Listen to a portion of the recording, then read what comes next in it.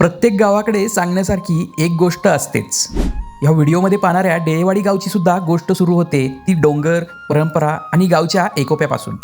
आमच्या कोळेवाडीतून इथे यायचं म्हटलं तर साधारणतः 6 ते 7 किलोमीटर डेळेवाडीच्या खिंडीतून पुढे निघालं की डोंगराच्या पायथ्याशी वसलेली डेळेवाडी आपलं स्वागत करते. डेळेवाडी या गावची एक खास गोष्ट म्हणजे या गावची रचना.